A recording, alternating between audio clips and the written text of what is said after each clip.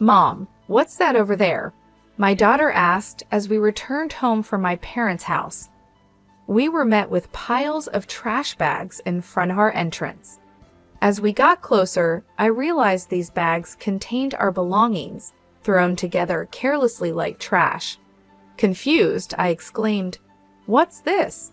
Why is this happening?" My daughter tearfully pulled out her beloved stuffed animal from one of the bags and hugged it tightly. Frustrated, I marched towards the entrance, only to find the locks had been changed while we were out. It was clear my mother-in-law and sister-in-law were behind this. Ringing the doorbell and knocking several times brought no response. "What is this? Isn't it terrible?" I muttered. Upon closer inspection, one of the trash bags had a note that read, "Parasites disappear, never come back." Anger surged within me, and I couldn't help but express my frustration aloud. "The real parasites are you." This was the worst treatment I had ever received from my in-laws in 17 years. It was unbearable that they were making my daughter feel this way too. My patience exhausted, boiling with anger, I loaded our belongings into the car, and we returned to my parents' house. "I will never come back to this house again," I declared. "I'm looking forward to seeing what happens to the parasites when their host is gone." My name is Olivia. I am currently 45 years old. I live with my husband, daughter, and my husband's mother and sister. I can't say we live happily. I work from home, but this house is never peaceful. The issue lies with my mother-in-law and sister-in-law, Hannah. They have disliked and ignored me for over 12 years. As my daughter Megan grew up, it bothered me less and less. I mainly work as a personal consultant. I started as a fortune teller, but as my blog became popular, I began getting more questions about attracting customers. This led to my current job. I met my husband Jake through a friend's introduction when I was training to be a fortune teller. I work in sales at a pharmaceutical company and also do affiliate marketing as a side job, which is finally starting to take off. Jake gave me great advice on attracting customers when I struggled with fortune telling. Attracted by his kindness, we started dating and got married a year later. Our income wasn't great at that time, but Jake always supported me. I'm so glad I married Jake. I truly felt this way. Living with my in-laws started about a year after we got married. It began when my father-in-law, who had been healthy, suddenly passed away. My mother-in-law felt insecure about the future and asked my husband to live with us. We agreed to live together in exchange for her taking care of the household chores. At first, my mother-in-law welcomed us and was happy. I hoped we would get along well, but I was wrong. 4 months later, she began completely ignoring me, maybe because she was unhappy that I wasn't helping with the housework. Soon, my sister-in-law Hannah also started ignoring me. I didn't mind being ignored, but my mother-in-law's tendency to involve others was challenging. Not only did Hannah hear about it, but even neighbors and relatives were informed that my daughter-in-law stays at home but says she's working, leaving all the housework to me. If I stayed even a little, she would talk back 100-fold, so I just ignored her. To make matters worse, my mother-in-law would suggest to others, "You better not talk to her too, it'll be troublesome." As a result, people around the in-law house began giving me only cold responses to my greetings. I felt isolated, and it became very difficult. Despite my pleas to stop spreading strange rumors, my words were completely ignored. Although my mother-in-law's attitude softened slightly when my daughter Megan was born 3 years after we started living together, her overall stance towards me hardly changed.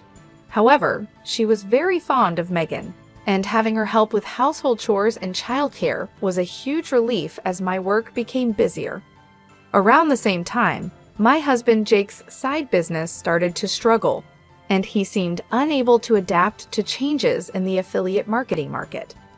He approached me saying, "Olivia, can you increase your contribution to the monthly expenses a bit?" I agreed and mentioned that my consultations were increasing and my new methods were working well. Even though I was willing to help boost his sales, Jake insisted on handling it alone, saying, "I think I'll try it on my own. I'm really sorry." From the start of our marriage, we agreed that Jake would manage the household finances. At first, my income was low, so he allowed me to contribute more when my sales increased. I would transfer money to Jake based on my monthly earnings, and he would give me a fixed amount for living expenses in cash. Initially, I could only contribute $300, but now I could transfer up to $3,000, though not every month.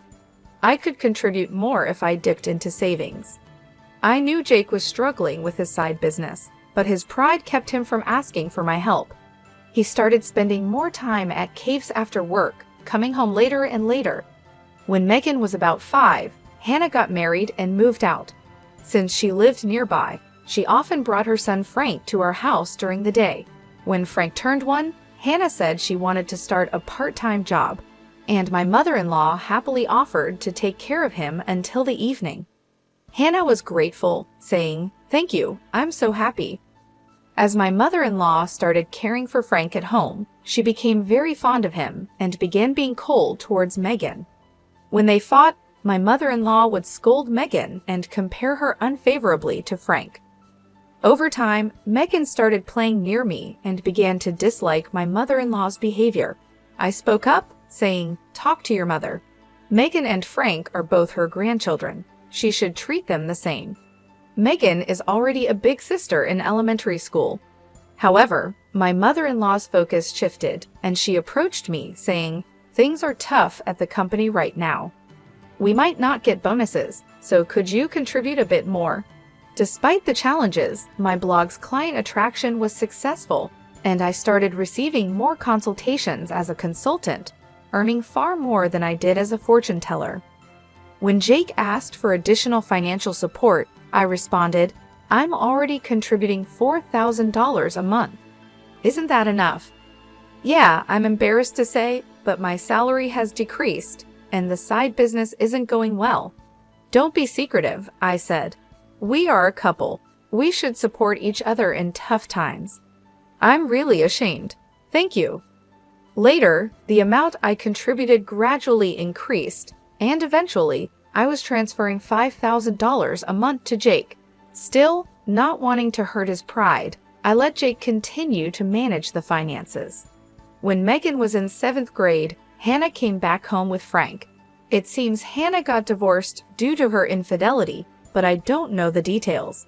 By this time, Megan could help around the house, so household chores were divided among each family member. Being ignored by my mother-in-law and Hannah continued, but it no longer bothered me. It's unfortunate that I couldn't give Megan her own room when she started middle school, as Hannah's return meant we ran out of rooms. One night, while discussing which tutoring school Megan should attend for middle school, Hannah suddenly said, "Hey, tutoring is expensive. Why doesn't Megan study by herself? Could you stop making such comments? I'm paying for the tutoring, so it's none of your business." "What? Olivia is paying? Impossible. You don't earn anything. Jake said he's supporting you. You're just a leech, aren't you? Haha, you married him because he has money, right?" "Exactly. Jake told me not to speak ill of Olivia, but that's just shameless." My mind was filled with questions. What does this mean? What has Jake been telling his mother and the others? Jake is the one supporting this house financially? It's about time we put an end to the parasite's lifestyle. I feel bad for Megan, but if we pay for her tutoring, we won't be able to pay my compensation. Not be able to pay? Are you saying our house is paying for your compensation, Hannah? Jake said he would pay for it. You should spend your money on Frank. I began to understand the deception and felt my anger rising. My husband had always managed our household finances, and my mother-in-law had taken care of the household chores and childcare until Megan grew up, so I thought they knew I was also contributing to the household expenses. Is Jake bearing all the expenses of this house, including your living expenses and the compensation Hannah is supposed to pay? Be quiet. It's only natural for a family. You're the only outsider here, not related by blood, and yet you act as if living here is your right. It really makes me angry. I contribute money too. Don't talk back. What you contribute is barely enough for your own food expenses. You hardly have any income, and yet you're so arrogant. I could feel my body trembling with anger. I could see Megan on the side, looking like she might cry. I knew Jake had a lot of pride, but I never thought it would be this bad. In the beginning, Jake was paying for the living expenses and pocket money for my mother-in-law and Hannah, but I had started contributing as well. Now we were living on my income. I needed to talk to Jake properly. Around midnight, Jake came home. He was drunk and seemed cheerful. Can we talk? I didn't know you weren't getting any money from your mother or Hannah. They said you're covering all the expenses of this house. Oh, about that. My bad. It's a matter of pride as a man, you know. When we started living together, I was paying for everything. There wasn't a right moment to say you were also paying, and in front of the family, let me be the eldest son a little, please. Jake, with a light-hearted tone like in a comedy sketch, put his hands together. Oh, that's right. I'm going to Faye this Saturday. I'll be gone for a week. Take care. Faye? Why? I got invited to a pedal in Faye by a friend I'm doing a side business with. I'm going to make it a success, so cheer for me, Olivia. Well, I'm off to sleep. See you tomorrow. My husband laid down on the mat in a cheerful mood and soon started snoring.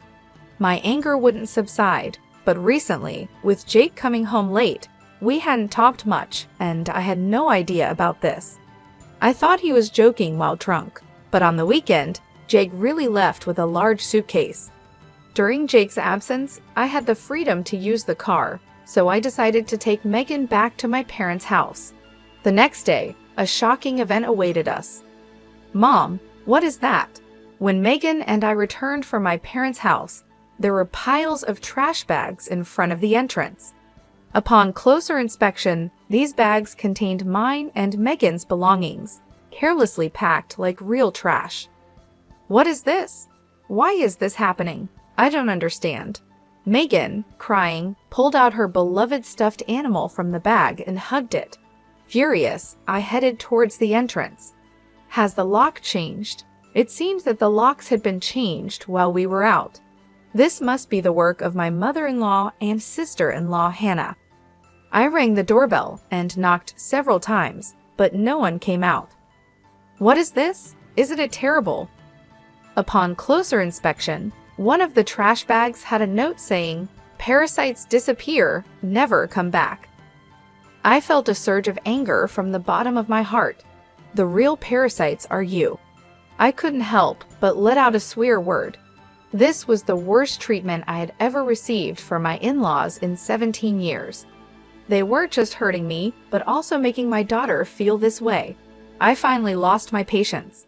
Boiling with anger, I loaded the luggage into the car, and we returned to my parents' house.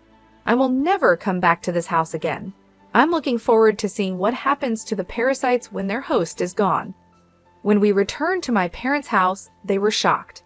I hadn't told them about being ignored by my in-laws, the money issues, or their attitude towards Megan, not wanting to worry them.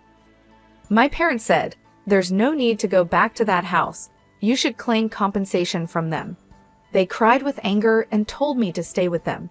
My mother's words, "You really had it tough," made me cry too. In reality, I had been trying my best all this time. Enough is enough. I finally decided to confront my feelings. While staying at my parents' house, I contacted a friend who had introduced me to Jake. She was connected to Jake's side business friends. "Are you doing well? I want to ask you something. Do you know if Jake's friends are currently in Faye? That famous entrepreneur Peedle, right? I was invited but wasn't interested, so I declined. Jake didn't go, did he?" "Yeah, that's right. By the way, I heard Jake quit his job and is now managing a business with his wife. You two must be close." "Ah, yes, that's right," I replied nonchalantly and hung up. Immediately after, I called Jake's company. What my friend said was true, and to my surprise, Jake had quit his job 3 years ago. This meant that for the past 3 years, I had been paying almost all of the living expenses for my in-laws. Looking back over the years, I suddenly felt hollow. A week later, I received a laid-back message from Jake saying he was back in the USA. After continuously ignoring him, I stopped hearing from him altogether. He must have heard the news back home.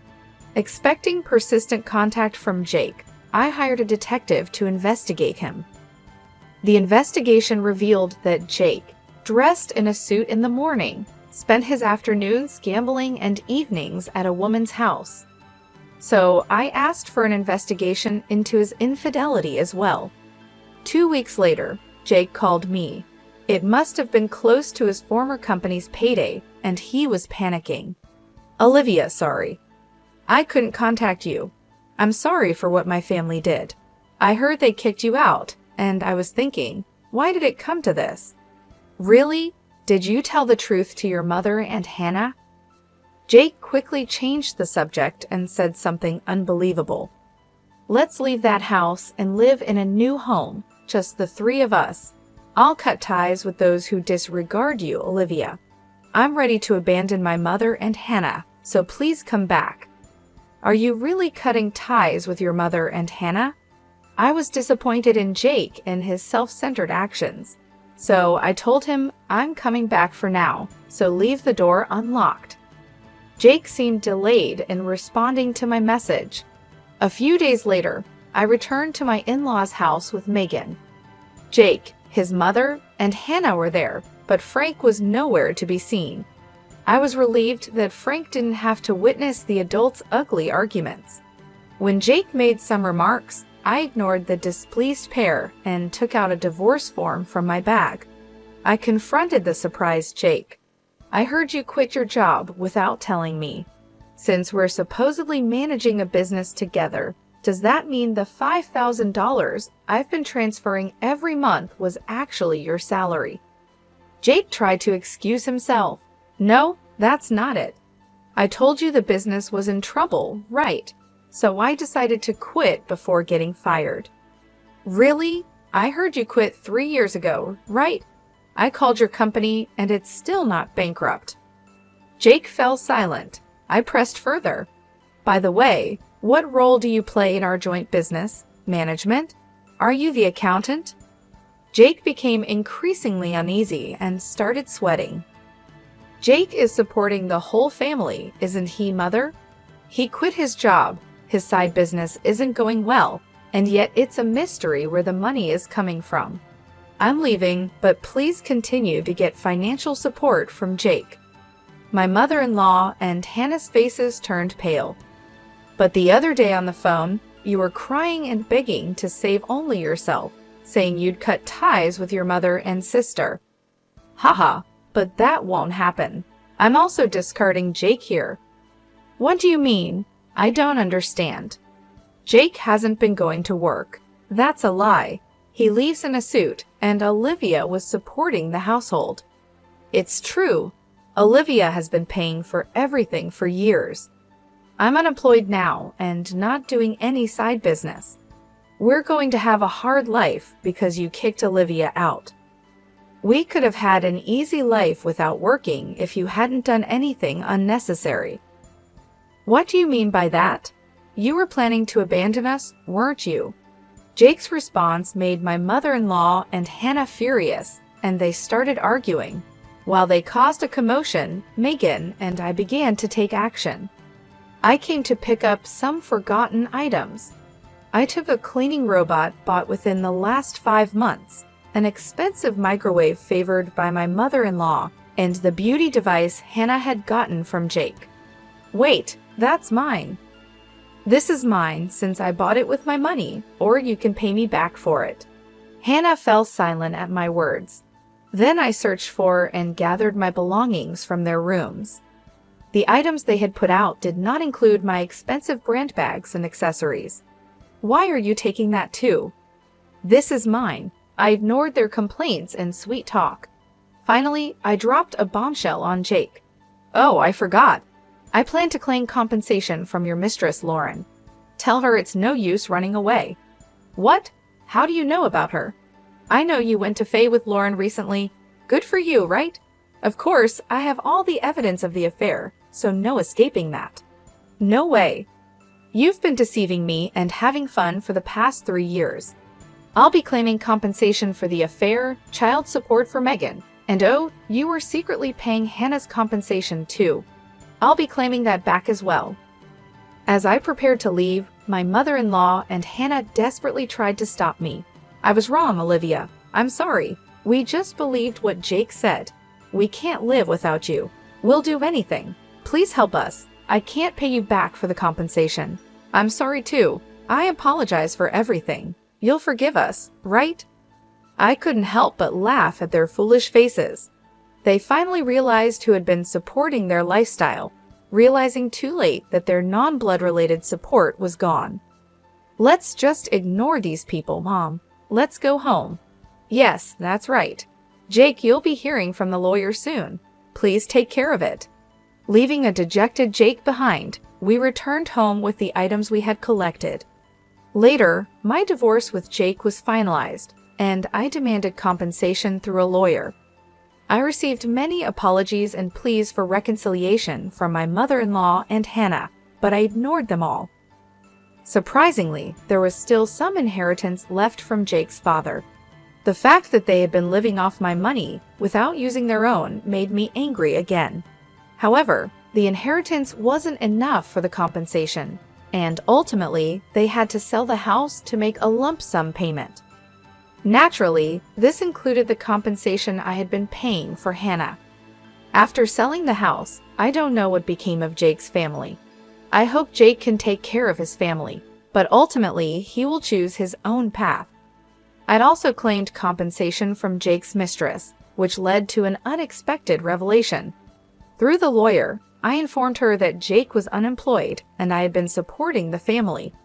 Jake had deceived her, claiming he was an entrepreneur with a successful business.